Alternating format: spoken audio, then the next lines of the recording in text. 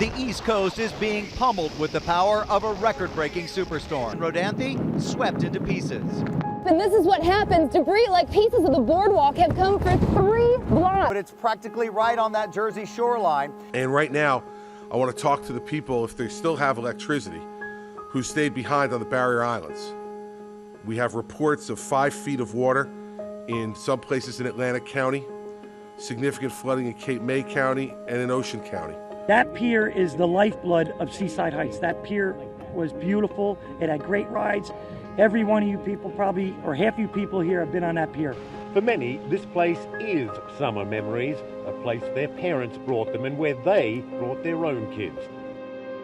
When something like that happens, creative minds compelled to do something with it, to make something beautiful out of it. It was an opportunity to create art. At the municipal building in Belmar, they would say, sign up, we're going to give you a task, and then I would say, hey, I'll walk 16th again. And then I would walk up and down 16th, and you were supposed to hand out this literature, knock on the doors, and give the literature to like the older people if they were somehow stuck in their house or they needed something. The one day, it was like a rainy day, and it was still flooded in Belmar, so I did see a piece of the boardwalk, like a blue-gray section, I don't know, like this big, not really floating, but almost like floating down the road, stuck on the curb.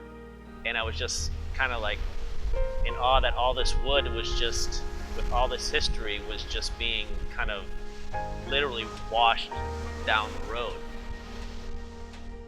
We figured the worst that would happen would be we'd lose power, there'd be a little bit of flooding. Nobody anticipated what was going to happen. But we sat here and all we could hear was just the trees falling, boom, boom, boom.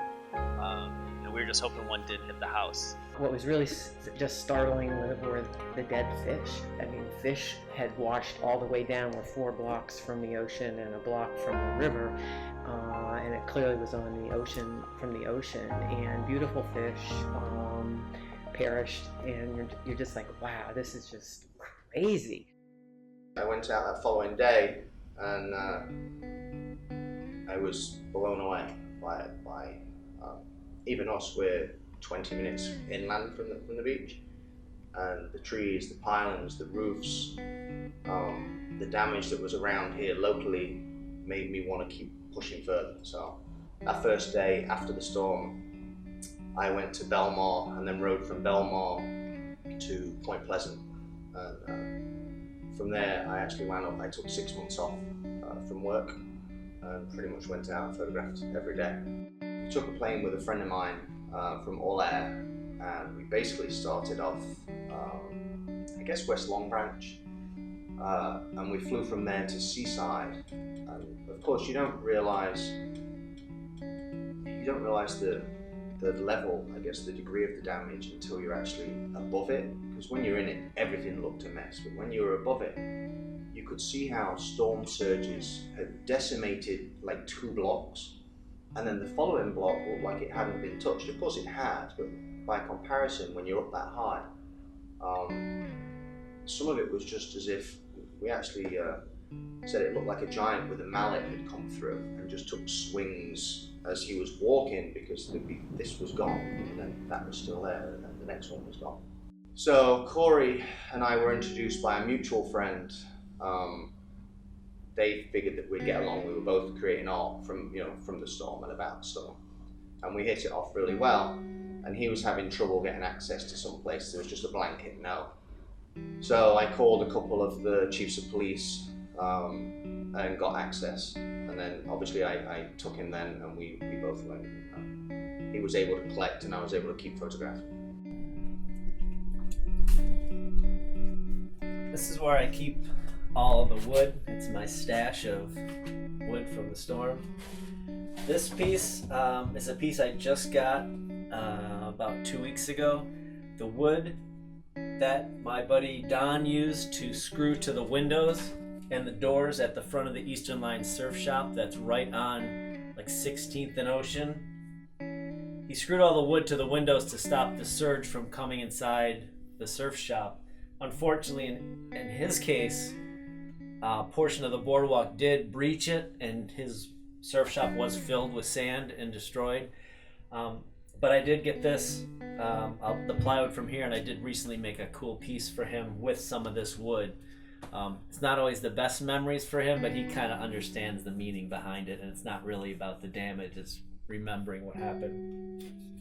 This is the old boardwalk in Belmar. All these gray sections are the big heavy resin wood that used to be, not wood, but resin. What else are we gonna have? There was an old shop across the seaside boardwalk called the Golden Whale that was closed down, but when Sandy came in, it really closed it down. And this was the sign, the hours sign for the Golden Whale. It used to say sail on it or something. And it said nautical finds, but I only have the little bit left of it now because I was using it all.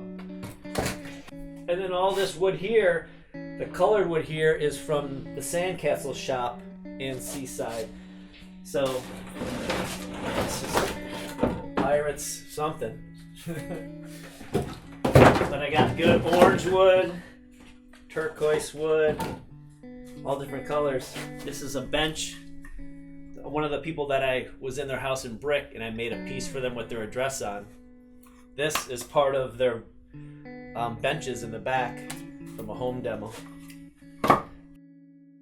As I'm putting the pieces together, I keep in mind a lot of times where they're going to go, or the piece I just made out of the plywood that was screwed to the windows of Eastern Line Surf Shop, and I made it for the owner, Don, just as like a gift to say, hey, thanks for everything you do for the community, everything you do for Belmar. He's the one that puts together the Belmar Surf competition every year. So I tried to utilize all the wood that I had found from his specific area to make a piece for him. It does have more meaning to me when I make it if I know exactly where that piece of wood's coming from that I pull out of the basement or out of the deck here to put in a piece. And when I give it to someone, I try to explain to them. They already know some of the meaning behind the wood. The people like, oh, I lost my house, I lost this, my neighbors lost this. And they're like, I'm so glad that you're making something out of this, to help people get not a positive memory, but just a memory, of what happened and all the devastation. But when I'm making the pieces, to me, it just means a lot to use everything that I found. Nothing, I'm not going to the store, I'm not buying anything. I always turn the piece around and show them, I go, this metal is what I bought. This metal, these 2 hooks and those 2 screws is all I bought. Everything else I found, everything else is laying on the side of the road or in a landfill. It's really important for us to keep the history of this building intact as much as that we could. Things like this bar, it's all made from reclaimed and repurposed wood. The tap room, kind of the communal bar, beer tables that we have, beer hall tables, it's also made off the rafters, off reclaimed wood. Corey Hudson was a local artist who I was familiar with his work. Around that same time, Corey suggested, hey, maybe I could do something with some of the wood in the bakery for the brewery. And I thought, yeah, that'd be great. Initially, I thought, many of his pieces are not very, very big or weren't traditionally very big. I said, maybe we'll make us a little small sign or something. But instead, we got this big bad boy right there, which has, interesting enough, become a focal point of the brewery. And I think it's just tremendous, what he does, because it's so layered. His work is very layered. There's a story within a story. You're not just looking at a logo of a brewery, which could be cool enough, made out of wood, but it's also made with wood from throughout the bakery. There's literally a piece of wood from almost every room in this bakery, and that sign.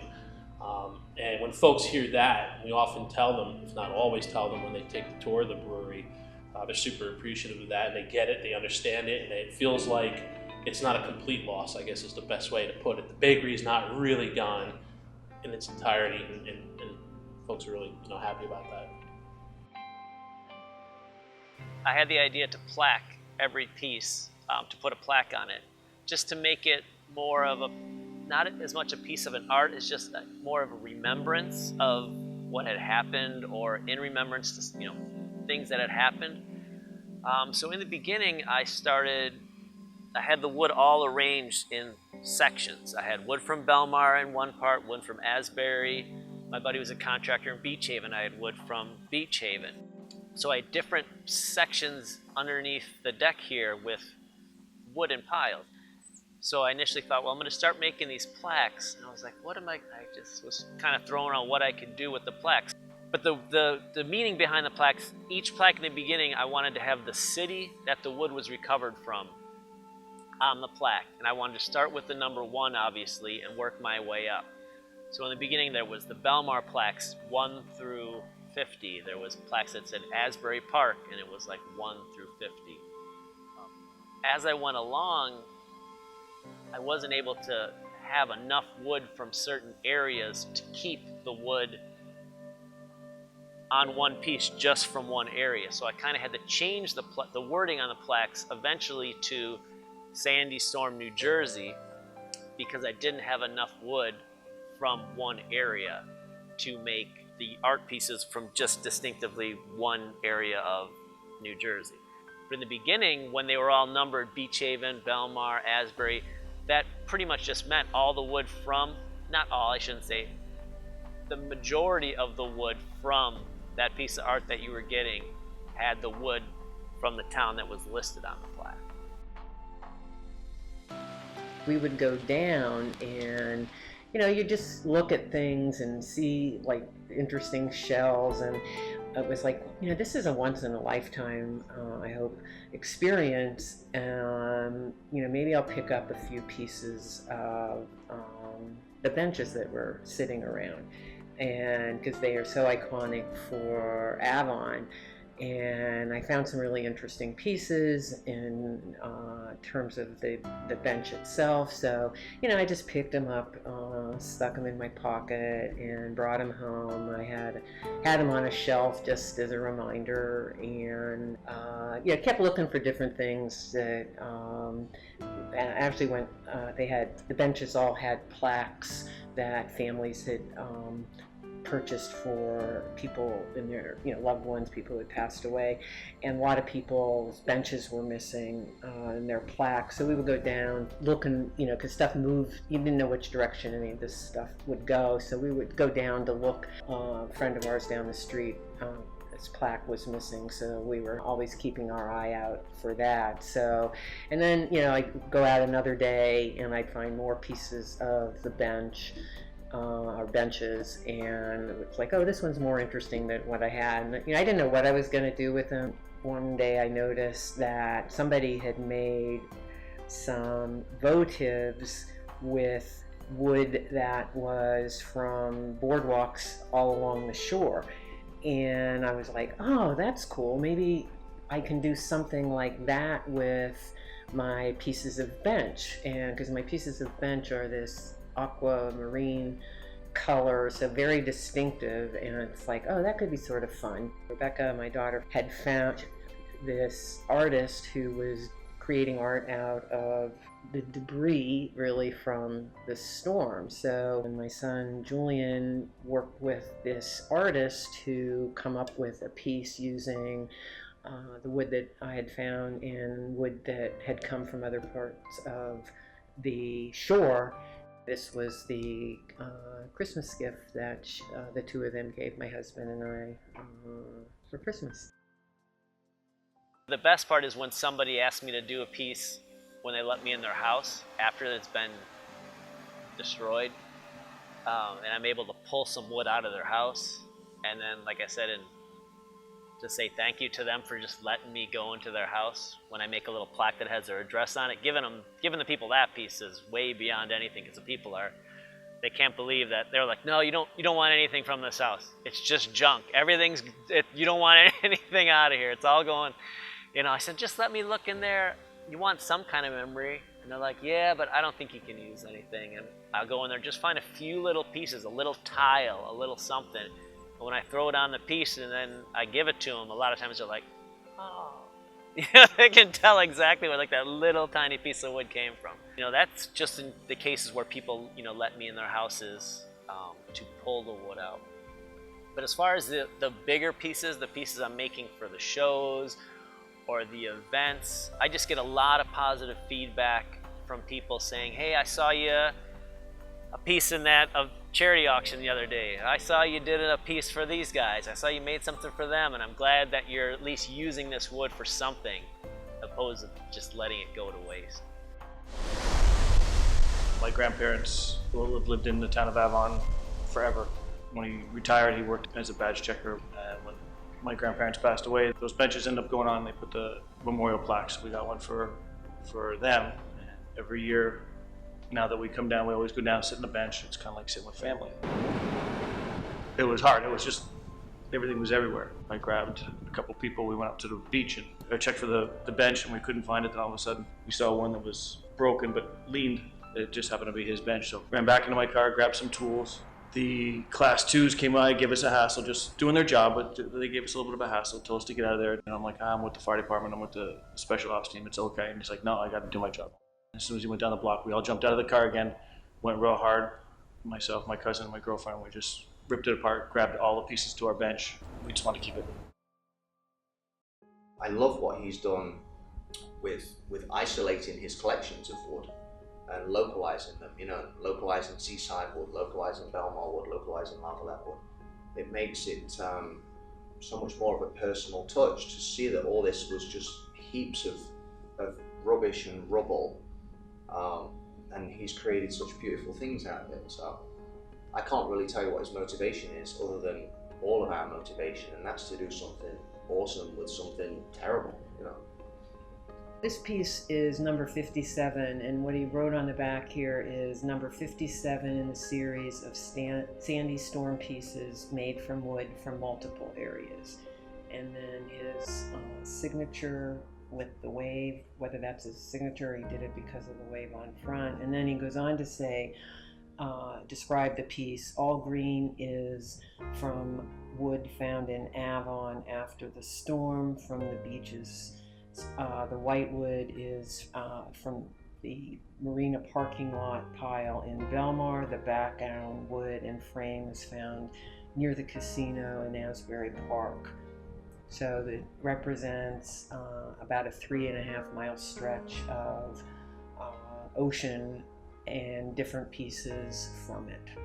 This was the some of the original bench material at the boardwalk, and that it's preserved, and the fact that the neighboring town's debris was picked up and used to make this piece makes it really, I think, unique, because we helped clean out houses in Belmar, and so having the debris from there in the form of the wood used, we do a lot of volunteer work in Asbury Park, so having wood that came from there makes it really meaningful in a way that the artist, I'm sure, had no idea.